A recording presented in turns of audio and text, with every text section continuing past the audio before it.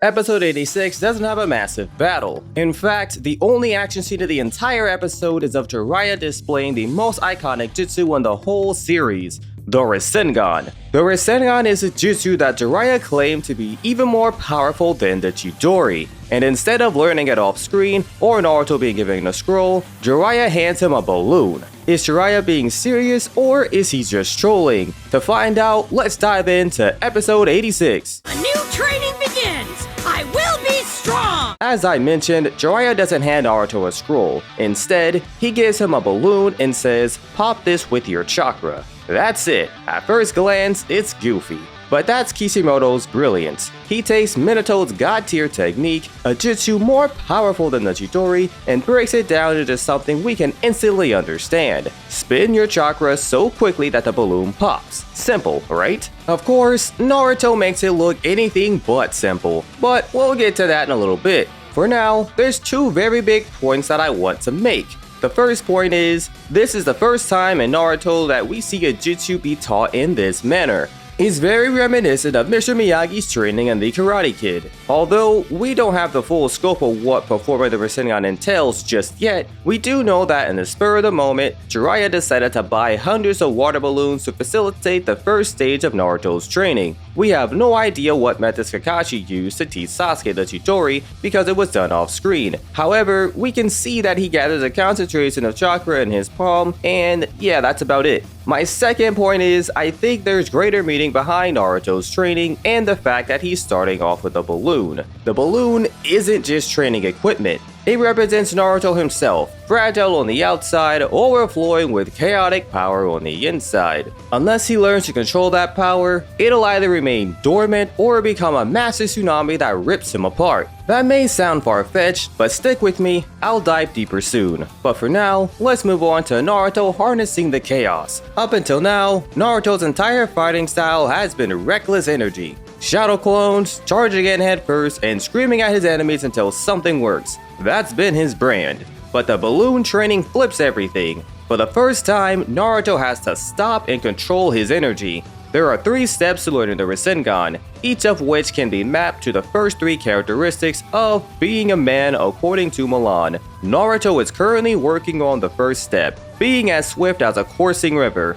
But Owen, I thought he was harnessing chaos, so how exactly is he being swift? Well, dear viewer, as Ebisu detailed in episode 52, Naruto is horrible at chakra control. Where Sakura can be perfectly efficient, Naruto either underperforms or uses far too much. That's the same thing as shooting a water gun at your friend, then commanding your Blastoise to hit him with a hydro pump. But here's where the balance comes in. Hang tight, Naruto has been desperately trying to pop the balloon, and it isn't until after Naruto sees the toilet flush that he makes any progress. However, he still trains all day without bursting the balloon. It's then when Jiraiya tells Naruto, "Some people are left rotation types, some are right, but if you're spinning the water in the balloon in the opposite direction from your natural rotation type, your chakra's just counteracting itself." Days go by without any progress until Naruto sees the cat rolling the ball back and forth. That makes Naruto realize that being chaotic isn't always a bad thing. If he can control his chaotic nature, he can turn it into something positive. Although the Rasengan training is only laying the groundwork for Naruto, it's about more than just popping a balloon. It's about Naruto learning how to harness his inner storm, the 9 tails included. Jiraiya isn't telling him how to get stronger, he's telling him to become disciplined. And that's a completely new challenge for Naruto. That leads into the first 3 steps of the Rasengan. With the first step complete, Jiraiya explains that the Rasengan isn't just a one-trick move.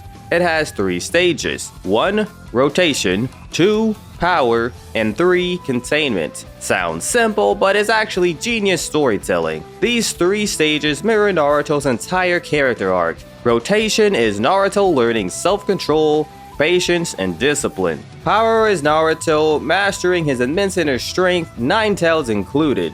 Containment is Naruto balancing it all without losing himself, proving he's Hokage material. Kishimoto baked Naruto's entire journey into the mechanics of a single jutsu. That's why this training feels so meaningful, even though it can look a little silly. Again, just like Mr. Miyagi training Daniel. Before moving on, let's dive into the power and containment stages since we have yet to do so. After Naruto clears stage 1, Jiraiya hands Naruto a rubber ball and tells him to pop it. Naruto immediately tries to use the same method he used to pop the water balloon, but to no avail. This stage puts far more strain on Naruto's body since he's forced to emit far more chakra to exert his will upon the ball. Naruto is about to give up when he finally realizes that emitting a stream and slowly increasing its intensity isn't going to cut it. Instead, he has to increase the intensity of his chakra stream to that of a great typhoon off the jump and maintain it. After doing so, Naruto finally manages to pop a small hole in the ball. After that, Jiraiya shows up and gives Naruto another hint, and the training continues. The whole training process is actually pretty great, but right now I'm focusing primarily on the symbolism and character development side of the training, so I'm gonna move on to containment and briefly touch on that. Jiraiya explains and demonstrates how the containment stage works. Now, remember what I said about the steps of the Rasengan mirroring Naruto's character arc. The containment stage is about balance, which if done correctly, will grant Naruto the strength of a raging fire. Funnily enough, Jiraiya actually says this when he forms the Rasengan. Take a look at that, like a small typhoon. So I think it's quite clear that it's not just me thinking about the Rasengan stages being similar to being a man. Anyway, Jiraiya then demonstrates to Naruto that controlling his power without containing it is much weaker than when he properly combines all 3 stages. That's exactly what Naruto needs to do with the Nine Tails. Being able to control Kurama's power to some extent is great. However, all Naruto has done so far is use an exceptional amount of Kurama's power without containing it very well, or he successfully controls and contains it, but his output is much lower than when he lets the chakra flow. Just like in Naruto's Rasengan training, the containment will also be the longest part of Naruto's character arc, so we're gonna have to wait quite a bit before we see that come to fruition. Now then, here's where hindsight makes his training hit even harder. Jiraiya casually teaching Naruto the Rasengan isn't just mentorship, it's destiny. I say that because Jiraiya is the gatekeeper of legacy, and as such, is acting as a bridge between father and son. Naruto as a 4th Hokage's son is already his legacy as noted by Itachi a few episodes ago, but now Naruto is officially obtaining his father's true legacy, the most powerful jutsu he's created, the Rasengan. Something else I want to touch on is even though Sasuke isn't here in this episode, the Rasengan training quietly foreshadows Naruto's clash with Sasuke's Chidori. The Rasengan is about control, power, and containment, whereas the Chidori is about sheer raw power, speed, and aggression. There is no holding back with the Chidori. Kakashi wouldn't have been able to gently Chidori this random Chunin like Jiraiya did with his Rasengan. He would have killed the man. The Rasengan allows for restraint, which makes it flexible. You only use a Chidori if you're trying to kill someone, which makes it ideal for An Avenger! So if you think about it, they're not just 2 cool techniques, they're philosophies. Kishimoto is already laying the groundwork for Naruto and Sasuke's ideological clash, and it all starts with this balloon. So in my humble opinion,